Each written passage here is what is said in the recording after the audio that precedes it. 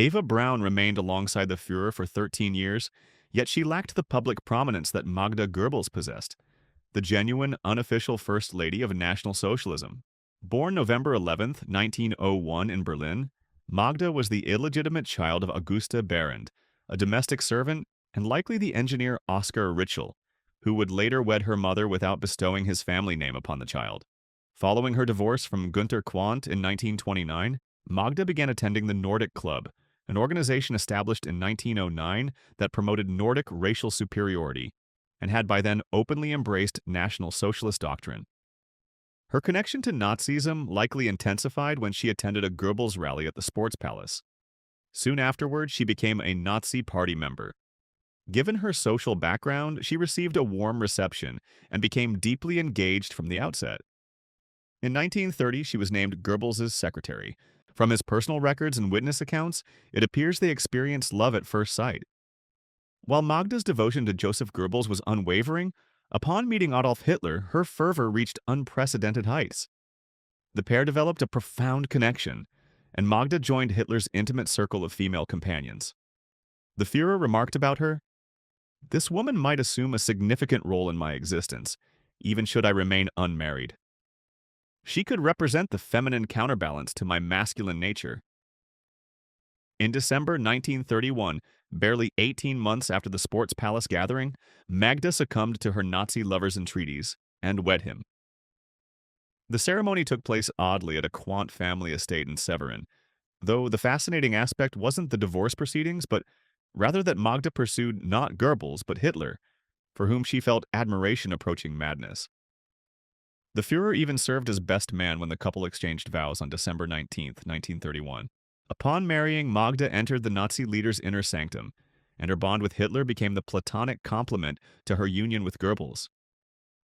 The three formed a triumvirate wherein Magda assumed the role of the Führer's muse and his lieutenant's companion. Following their marriage, the Goebbels relocated to an elite mansion situated at Reichskanzlerplatz, which gradually became the epicenter of Berlin's bourgeois gatherings and soirées, serving as the operational headquarters for the Third Reich's commander. In subsequent years, the couple produced 6 offspring, each named with the initial letter of their revered leader's surname: Helga, Hildegard, Helmut, Holde, Hedwig, and Heidrun. Magda also became the first recipient of the Honor Cross of the German Mother, a distinction that established her as an exemplar for other German mothers to emulate. The private relationship between Magda and Hitler remains enigmatic. Some even assert they became intimate partners. "I cherish my husband as well, but my affection for Hitler surpasses all else. For him, I would willingly depart this world," she confided to Leni Riefenstahl on one occasion. Beyond this revelation to the Reich's brilliant filmmaker, no evidence substantiates the alleged affair, and considering the influence and authority that man wielded, any lady of the Third Reich could have been his paramour. During the months preceding their seizure of power, Hitler spent extended periods in Berlin. His hosts were naturally the Goebbels, who welcomed him with open arms in the privileged district of Reichskanzlerplatz. The former bourgeois society lady had transformed into the ideal National Socialist homemaker. She prepared daily lunches for Hitler and had them delivered to the hotel where the chancellor candidate resided during that period. In the evenings, the party's leadership convened at the Goebbels mansion. The gallery of monsters that would make the Third Reich notorious passed through that residence. Hermann Göring, Ernst Röhm, and the merciless Himmler, who remained satisfied with commanding the insignificant SS, all paraded through Magda's drawing room, savoring her cuisine and attentions. Magda cooked for everyone, engaging all in conversation. The soirees at Reichskanzlerplatz extended until dawn, as Germany's future rulers formulated and revised strategies, anticipating the demise of the weakened Weimar Republic. Their prophecies materialized much sooner than anticipated. On January's final day, 1933, Hitler was charged with forming a government, the formal inauguration of National Socialist Germany. The Goebbels marriage stood prominently positioned to savor the triumph's sweetness. He had been a Nazi since the heroic era, she for merely 3 years. Both were the Führer's favored devotees. Joseph envisioned the Ministry of Education and Culture to practically implement his propagandistic fantasies. Hitler denied this request but granted him something superior: a department created specifically for him, the Ministry of Information and Propaganda. As Reich ministers, they relocated to a residence befitting their personal magnificence, Prince Leopold's Palace. For summer retreats, the authorities of Lanka on Lake Bogensee gifted them another Prussian-style mansion. Magda commanded the property be renovated until it became a compound of 5 structures, one containing 21 rooms equipped with innovations such as air conditioning and motorized shutters, unheard of luxuries for that era. The minister had a private sanctuary constructed where even his spouse was forbidden entry. He utilized it as an office entirely upholstered in crimson and for receiving his occasional mistresses. Goebbels' extravagances weren't exceptional, but not everything in Germany's most famous couple's existence could be flawless. When Goebbels' extramarital involvement with a young 22-year-old Czech actress became public knowledge, it profoundly affected Magda, despite her own romantic escapades. Magda Goebbels felt extremely secure in her relationship with the Führer, so she didn't hesitate to request permission to divorce her husband. However, what she hadn't anticipated was that this decision would create a scandal and tarnish the image the government wished to present of National Socialism, and most crucially, it would disgrace the propaganda minister's reputation. Hitler simply responded, "No." That blunt rejection surprised Magda, who, bewildered, realized who truly controlled Germany and her existence. Hitler, entirely devoted to transforming Germany into an invincible empire destined to endure a millennium, remained unmarried until shortly before his demise. Magda competed with the Führer's bride to become the regime's first lady. She succeeded through her own merit, becoming omnipresent at parties and celebrations marking the party calendar, while simultaneously beginning relentless childbearing activities. On April the 22nd, 1945, with the Red Army at Berlin's threshold, the Goebbels requested Hitler's permission to accompany him to the bunker. In recognition of the steadfast loyalty she had demonstrated, he removed the party's golden insignia from his lapel and presented it to Magda. This would mark the pinnacle of her career and the prelude to tragedy. On April 28th, she secluded herself in her bunker chamber and wrote to her son Harold, who was serving in the Luftwaffe. "Our magnificent ideal is crumbling, and with it, everything beautiful, admirable, noble, and virtuous I have witnessed in my life. The world that will emerge after the Führer and National Socialism isn't worth inhabiting, and therefore I have brought the children here." 2 days later, Hitler ended his own life, terminating his horrific regime and the world war he had initiated. Magda, cold as ice, locked herself in a room with her 6 children. She administered sedatives and lethal injections. Sleep was followed by death. The eldest was 12, the youngest hadn't yet reached 5. Hours later, Goebbels prepared to emulate his wife in the bunker garden. He dressed slowly, deliberately adjusting his khaki-colored peaked cap, and ascended to the surface with several guards.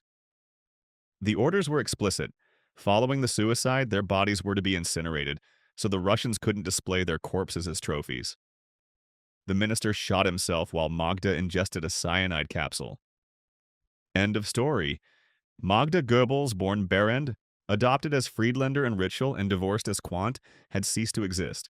Her remains were discovered by Russian soldiers and interred in the KGB headquarters gardens in Magdeburg. A quarter century later, they were exhumed and completely reduced to ashes, which were scattered in the Elbe River. Not even in her darkest nightmares could she have imagined such a conclusion. Lena Heydrich.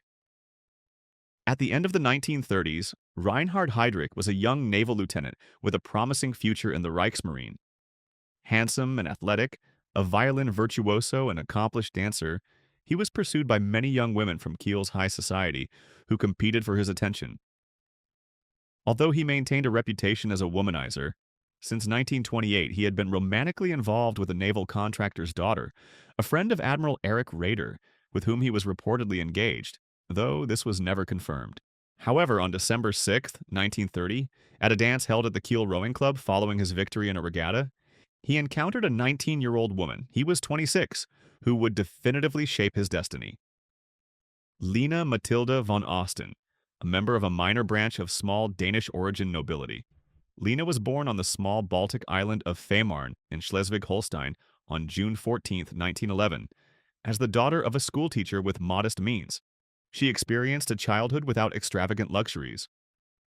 The youngest of the von Ostens, she was an attractive, determined, and somewhat headstrong young woman, who, after completing secondary education, enrolled in a commercial school, a path chosen by families unable to afford university education. Strongly right-wing and nationalist like her family members, she followed her elder brother Hans's footsteps, who was a stormtrooper SA member. Thus, after attending an NSDAP, National Socialist German Workers' Party, rally in 1929 and being mesmerized by Hitler's rhetoric, she joined the party, dedicating herself completely to its cause. Lena and Reinhard fell passionately in love. The first present the young woman offered the naval officer was a copy of Mein Kampf, which he apparently never perused. He focused solely on his career, and while he shared her conservative viewpoints, politics held no interest for him. After his dismissal from the Navy for a dishonor offense, Heydrich found himself jobless, though he was sustained on a 200-mark salary for 2 years due to his service record. Finding employment in Depression-era Germany with such a blemish proved difficult, and marrying without financial resources was even more challenging. Her parents urged her to abandon him, but she refused. The intelligent young woman was resolute and moved mountains to assist her fiancé. Recognizing his exceptional capabilities, she decided to guide him toward an unfamiliar yet promising avenue, the National Socialist Party. Following his girlfriend's counsel, who served as his mentor during those initial years, Heydrich joined the National Socialist Party through a family acquaintance, Karl von Eberstein. However, he was merely a newcomer lacking political credentials. At that time, hearing that the Reichsfuhrer was seeking candidates to organize the SS intelligence service, Eberstein recommended his friend, claiming he had been a naval intelligence officer. This was an error no one detected. He had only completed a communications course and possessed no intelligence knowledge. The similarity between the two terms did the rest. Heydrich was summoned to Heinrich Himmler's residence in Waldtrudering, near Munich, the Nazi movement's capital, on June 14, 1931. Suffering from influenza, the Reichsfuhrer canceled the appointment at the last moment. Nevertheless, Lena, sensing this great opportunity might slip away, decided they should proceed anyway, and they took the train. Though received with reluctance, the interview occurred. Observing that his interviewer knew less about security matters than he did, Reinhard crafted an impressive diagram using nearly professional language, learned from espionage novels that captivated the former poultry farmer. A few days later, with Hitler's approval, Heydrich was appointed head of the SD. Aware of the significant step taken and the importance of her intervention, Mrs. Heydrich declared years later, "This was the most glorious day of my life, of our lives." The salary wasn't substantial, but it sufficed for modest living, so the couple decided to marry. The wedding occurred on December 26, 1931, in the small church of Grossenbrode, Schleswig-Holstein. Heydrich appeared in a morning coat and top hat, not the SS uniform everyone expected. As Lena explained, "My husband disliked the uniform. He wore it from duty. He preferred civilian attire when off duty." The early days were far from comfortable. They resided on the first floor of a shared apartment in Munich's Schwabing neighborhood, which frequently served as an office. Soon their first 2 children, Klaus and Heider, were born. The SD chief was a devoted worker with irregular hours, but he ensured time for his children. As he accumulated additional positions, the previously apolitical Heydrich underwent a radical transformation. Influenced by his wife, he not only abandoned the Catholic Church, but embraced National Socialism's racial and ideological principles with a convert's zeal, with Judaism as the common enemy to vanquish. However, as he continued ascending within the Nazi hierarchy, the couple drifted apart. Heydrich not only had less time for his wife, but also remained unfaithful to her allegedly, though never confirmed. She decided to reciprocate and flirted with the ambitious and handsome SS Oberfuhrer Walter Schellenberg. But the always well-informed Heydrich ended that relationship through threats and reconciled with his wife, resulting in their 3rd child, Silke's birth, for whom he held great affection.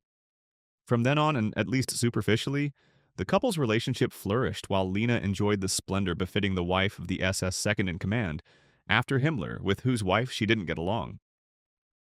Heydrich's calculated and cold intervention during the Night of the Long Knives elevated his profile, and the Blonde Beast, as Admiral Canaris sarcastically nicknamed him, continued rising, becoming one of the Third Reich's most powerful figures. Gestapo director, Reich Main Security Office director, Interpol president, and finally deputy protector of Bohemia and Moravia, now the Czech Republic. The decisiveness with which he acted in his final position earned him a new moniker, the Butcher of Prague. However, after crushing all resistance, he made a surprising shift. He pacified the country and improved Czech workers' conditions. In reality, he functioned as a true viceroy, and his wife like a queen. Everything seemed favorable for the couple. However, the situation concerned the Czech government in exile, which dispatched a commando to assassinate him, knowing that if successful, German reprisals would provoke fury among the nationals. As it happened, on May 27, 1942, Heydrich suffered an assassination attempt, and at 4:30 a.m. on June 4th, he died from septicemia.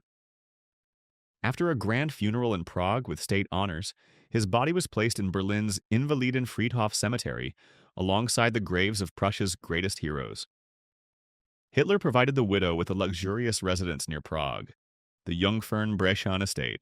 There, Marthe, Heydrich's posthumous daughter, was born, and where his eldest son Klaus died after being struck by a truck while cycling. Gradually, though she appeared occasionally, Lena withdrew from public life. With the war's end, the family fled to Bavaria, and from there to beloved Fehmarn Island, where she would overcome the denazification process and the Czech government's extradition request. Although sentenced to life imprisonment in absentia in 1948, Lena denied any knowledge of her husband's crimes for the remainder of her life and defended his honor. Additionally, she frequented revisionist circles and SS veterans groups where she was an acclaimed figure. In truth, she never renounced National Socialism. She embarked on a lengthy legal battle against Schleswig-Holstein authorities to receive the substantial pension for widows and orphans of a general killed in action, from which she emerged victorious. In 1965, she decided to transform her life. She married Finnish theater director Mauno Manninen and restored the family mansion on Fehmarn, which she converted into a renowned restaurant frequented by Third Reich nostalgists. The estate's fire and her second husband's subsequent death in 1969 ended her projects and forced her to retreat from public life again. Restless as always, she once more focused on her first husband, publishing in 1976 an exculpatory book about their marriage in which she claimed ignorance of the final solution devised by her husband at the Wannsee Conference. Lena von Osten died on Fehmarn on August 14, 1985. Emmy Sonnemann. Tall, blonde, small, and with a robust figure, she was considered quite naive. Therefore, she met all requirements to become Hermann Göring's perfect wife, Hitler's trusted man and Gestapo creator. After the war, in a 1951 interview, she defended herself by arguing she was an apolitical person and also defended Göring, who had committed suicide with a cyanide capsule to avoid his death sentence execution, justifying his Third Reich role through his good intentions. The truth is that unlike Magda Goebbels, a fanatical National Socialist, and more aligned with Eva Braun, Hitler's discreet lover, Emmy Göring lacked political convictions. Her profile suited well the role Nazis desired for women in their thousand-year society. They met in early 1932 when Hitler's entourage visited the Kaiserhof Café seeking artist contacts. In a second casual encounter in a Weimar park, Göring expressed his grief over his first wife's death, his beloved Karen, and Emmy had the insight to display admiration and compassion. The first gift she received from Hermann was actually a photograph of the deceased.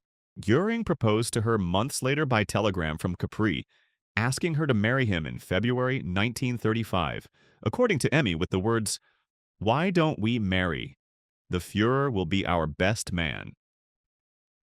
She agreed that in Göring's new Berlin house at 34 Kaiserdamm, a room would be dedicated solely to late Karen's memory. By then, her husband had already constructed the Sonnenberg and Papenburg concentration camps. However, neither her future husband's professional activities nor his 150-kilogram weight posed obstacles to the wedding, where 30,000 soldiers lined the route to the Berlin Chancellery. Anyone visiting Germany these days would think the monarchy has been restored, commented British Ambassador Eric Phipps about the spectacle. Emmy began fulfilling her representative role alongside Göring and Hitler, receiving illustrious visitors at Karen Hall, a palace that always retained her predecessor's name, such as Prince Paul of Yugoslavia, King Boris of Bulgaria, Swedish Crown Prince Gustav Adolf, King George of Greece or the Duke of Windsor, Charles Lindbergh. Before these visits and in her private life, Emmy maintained the role of the perfect, sweet, and shy ingenue who found it as natural to hoard incredible artistic treasures as to have lion cubs from Berlin Zoo cuddle among her blankets. Jewish journalist Bella Fromm described her with these words: "She is not an intriguer. She is compassionate and maternal, a Valkyrie type, tall and robust but with gentle charm." In the Marital Theater's final act on October 7, 1946, she bid farewell to her already condemned husband, consoling him and assuring him, "I will always believe you fell for Germany." Emmy Goering died on June 8, 1973 in Munich, Germany. It is frequently stated that behind every great man stands a great woman. But what woman stands behind the man who embodies the devil himself, such as Adolf Hitler? That woman is Eva Braun. Born on February 6, 1912, Eva enjoyed an idyllic childhood. She was a girl who adored sports and Western novels, but everything changed for Eva in October 1929 when she worked in the studio of Adolf Hitler's personal photographer, Heinrich Hoffmann. It was Hitler's habit to visit the studio to see his party comrade. One afternoon, after Eva had been employed there for several weeks, she immediately captured the future Führer's attention. In a letter to a relative, Eva Braun explained that she perceived Hitler as a mature gentleman. He was approximately 40 at the time, with an amusing little mustache. Hitler employed his most charming manner when addressing women, and initiated their relationship with the phrase, "May I invite you to the opera, Miss Eva?" However, before beginning their liaison, the future dictator investigated Eva's genealogy to ensure she possessed no Jewish heritage. The relationship between the two lovers was far from smooth. Evidence of this includes the 2 suicide attempts Eva made to end her existence. The first occurred in 1932, during Hitler's exhausting electoral campaign to gain power, during which he delivered up to 4 speeches daily. Eva felt isolated, and in an attempt to capture Hitler's attention, she shot herself in the chest with her father's pistol. The second attempt happened in 1935 after Hitler had already obtained absolute power in Germany, this time using sleeping pills. The reasons remained identical. Eva Braun felt lonely and neglected. Hitler's travels were continuous. They spent few days together and he paid no heed to her complaints. "If I don't receive a response before 10 o'clock tonight, I'll consume my 25 pills, she once threatened. Although Hitler began paying more attention to Eva, her role remained discreet. Only a very small circle of trusted individuals knew about her relationship with Hitler. One could say Eva Braun lived in the Führer's shadow. Even though women occupied a secondary role in Hitler's life, and in the Nazi regime generally, and the command structure was entirely masculine, women were essential in the Führer's politics. The war's outbreak significantly altered Eva Braun's existence. At the Berghof residence, also known as the Wolf's Lair in the Obersalzberg Mountains in 1941, it became the headquarters where all frontline operations were discussed. Thus, constant visits by military personnel to the mansion increased, and time for private life nearly vanished entirely. Hitler spent entire months visiting battlefronts and directing combat. Eva believed that once communism was defeated and a treaty with England was signed, peace would arrive, something she noted in several letters. To witness the war's end and return to that peace that had brought Germany to an extraordinary situation of cultural development. In 1942, Hitler spent little time in Obersalzberg, but when present, Eva Braun photographed him and created a family-like atmosphere. She couldn't endure the separation caused by war, as reflected in her personal diary. "The weather is magnificent, and I, the lover of the greatest man in Germany and the world, must sit at home gazing out the window." That day's pages conclude with, "My God, if only he would respond with just one word after 3 months of absence." In Goebbels' diaries, an entry from June 25, 1943, states about Eva, "She is very cultured. Her judgment on artistic matters demonstrates great intelligence and maturity. She provides tremendous support for the Führer." The war was increasingly deteriorating for Germany. The Führer's health was also declining, and Eva Braun composed a will, understanding the end might be near. On January 16, 1945, Hitler moved to his Berlin bunker, and Eva Braun followed him. With the Russian army at the capital's gates, Eva practiced with her pistol in case she needed to shoot herself when the Russians entered the bunker unexpectedly. As she expressed in one of her letters, "The secretaries and I practice daily with pistols, and we have achieved such expertise that no man dares compete with us." After acknowledging the war was lost, Hitler ordered everyone, including Goebbels and Eva Braun, to leave the bunker and proceed to a safe location. But neither wanted to abandon the Führer. Hitler commanded the destruction of all documents stored in the bunker, but part of Eva Braun's diary survived the burning and ended up in American Army hands. Adolf Hitler wrote his private will after distributing hydrogen cyanide bottles to those remaining in the bunker. But before ingesting the bottle's contents, he decided to marry Eva. On April 29, 1945, in the presence of the remaining commanders and leaders, a simple ceremony was conducted where Hitler gave his fiancée a hastily forged ring for the occasion. However, the ring proved too large for the recipient. That same day, Hitler's brother-in-law Hermann Fegelein, who was married to Gretel Braun, Eva Braun's sister, was executed. Gretel and Fegelein had married in Obersalzberg on June 3, 1944, with Hitler as the principal guest.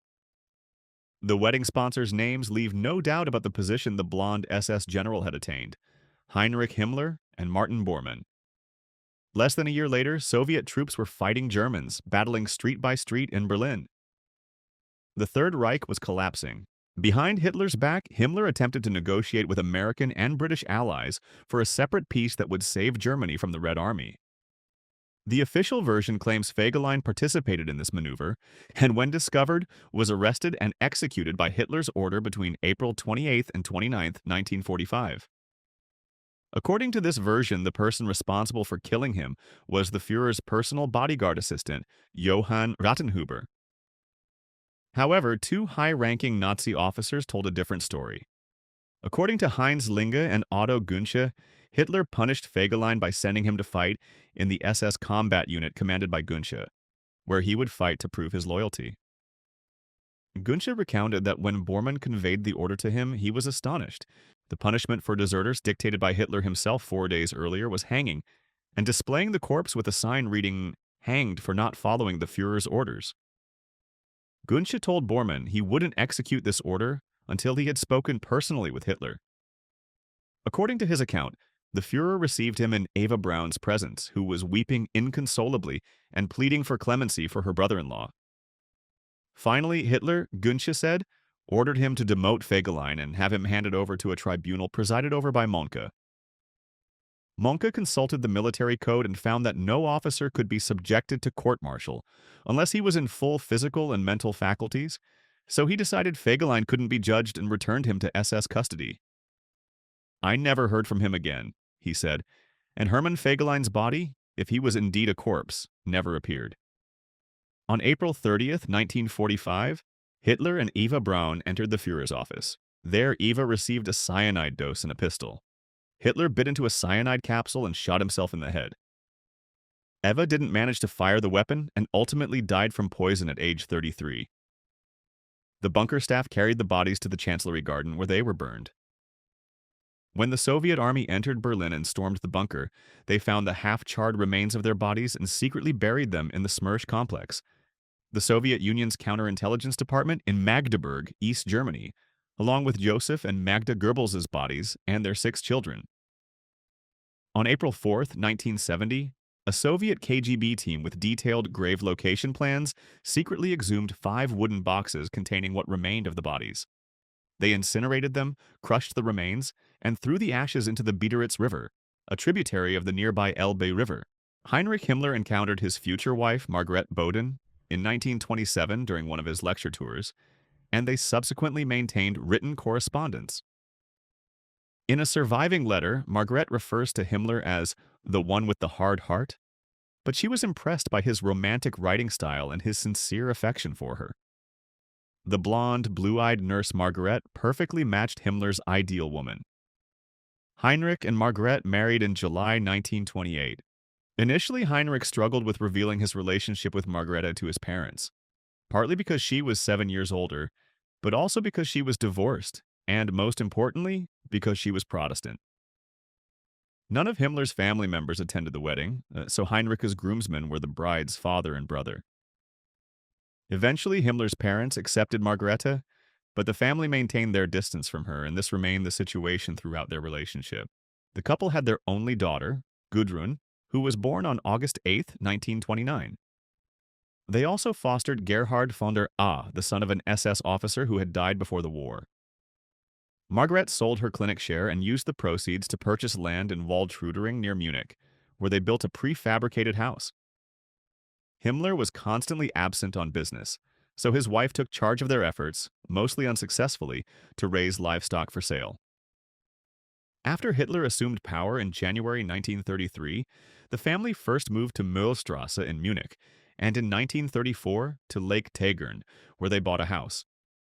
Later, Himmler acquired a large house in the Berlin suburb of Dahlem as an official residence.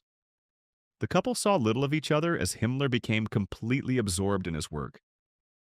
Heinrich Himmler's older brother Gebhard characterized Marguerite as a cold and harsh woman with extremely delicate nerves who radiated no warmth whatsoever, and spent excessive time complaining.